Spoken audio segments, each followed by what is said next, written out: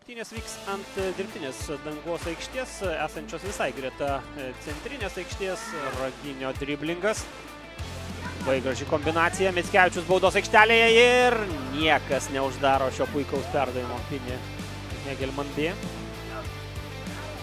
Geras perdavimas į vartininko aikštelę. Jonavos gynybai.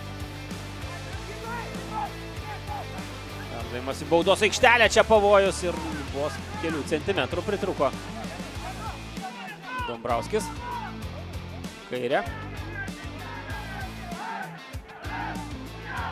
Perdavimas į baudos aikštelę. Koks puikus smūgis ir nuostabus įvartis. Spurda Hegelman komandos vartų tinkle.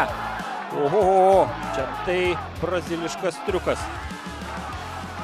Nikas Benevičius akrobatiniu šuoliu pasiekė kamuolį ir smeigia įvartį į Hegelman, kurias atveria spaudimo savo aikštės pusėje. Hegelman B, jonaviečių išpolis, Ganusauskas, Genevičiui. Kad tęsiasi, smūgis į vartus, virš vartus skrieja kamuolys, priims Panevėžio dublerius. Pakankamai kandamas varžovas, galingas šūvis, jis blokuojamas. Hegelman ataka tęsiasi.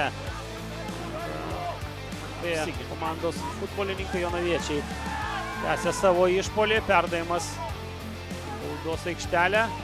Kad tęsiasi, šalia Virpsto skrieja kamuolys.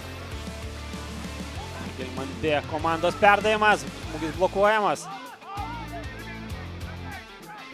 Prašo ramybės dabar savo auklėtinių Hegelman B komandos trenerių štabas ir Hegelman B komandos žaidėjai atsako savo įvarčiu.